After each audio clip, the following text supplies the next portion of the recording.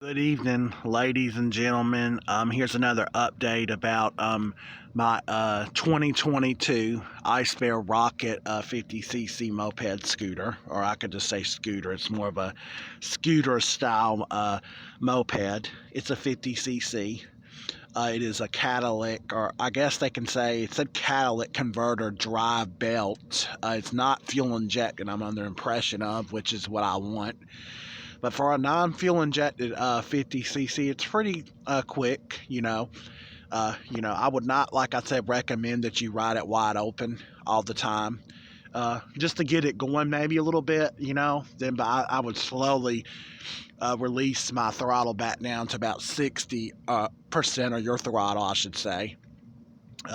And yeah, you can kind of try it out, adjust it to like wide open one time, and then where you have your just feel a position where it's halfway or a little over. But I wouldn't recommend you do that where there's a lot of cars that will like end up wanting to go around you, or just there's a lot of traffic, because you never know. Like if you do that, you will slow down, not considerably slow, which is what I like about it. Which versus a fuel injected 50cc, yeah, you would slow down fairly many miles an hour, probably 10 or more. So yeah, just do that throttle test or position where you like it, where there's not a lot of traffic. That's what I suggest, because I've had an experience where there's been some people that will ride my ass, and I'm like sitting there, I'm like kind of turn my head to the side, I'm like, go around me, and they go around me. I'm like, you have your own lane to go in.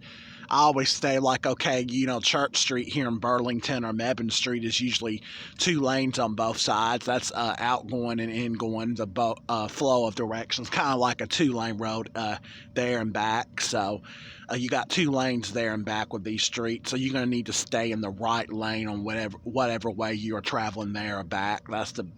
That's what I suggest, because you have a better view of your rear view mirrors and nuts and cars and etc. And I wouldn't ride in the second lane that's closest to the line. That's something I just wouldn't, me anyway, do not feel very comfortable doing. So but overall, this scooter handles pretty well. I just did get a nail in my tire. I'm actually fairly surprised. Another good thing about this this agility it's agility C model, the Rocket icebear 2022. It says agility C, so yeah, this is one of their newest. The tires are pretty tough, and the rims on this thing, I have to say, I'm surprised the air really is not leaking out, and I've put some air in. It slightly went back down to 38 psi, and it should be at 54. I don't know. I think it might be more than that. It's not flat at all, because I'm riding it. It's not looking like it gets flat when I sit on it on the back, and this one's at 53, 4 psi the front. So yeah, I'm eventually, though, don't let your guard down. I mean, if you get a nail, a little tiny roof nail or something in your tire, and it hasn't like completely flattened, you're eventually going to need to just get it probably plugged at your local motorcycle or your retailer where you bought it, because tire places that deal with cars and bigger vehicles do not plug or usually put on a new scooter or motorcycle tire, especially where I live at, or I think that might be everywhere in North America now. So you will have to, if you know how to do it yourself with smaller, if you can change your tires and inflate them and balance them with your scooters or motorcycles, yeah, that's your best bet to do it that way if you don't want to go to your dealer, authorized dealer or whatever place that deals with this stuff.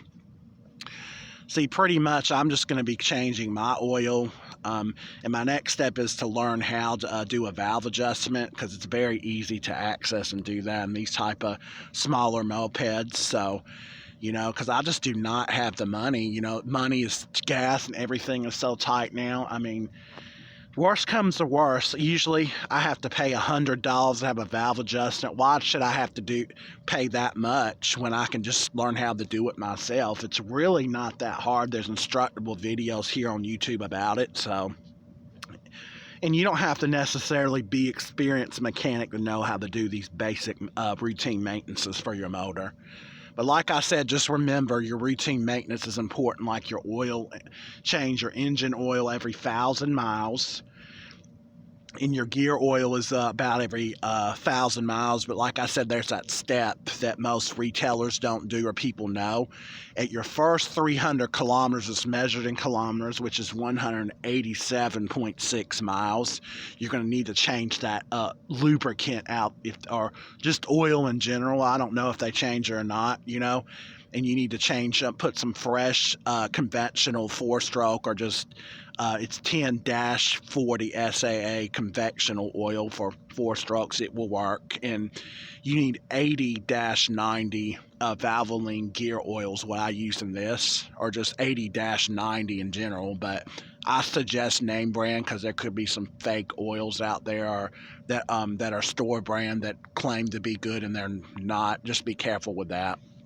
So yeah, change that gear and actual engine oil your first 187.6 miles, or this bike will probably have bog out problems when it's hot in the future. It won't ever run right again. See, mine has barely stalled since I did the break-in oil change and broke it in right.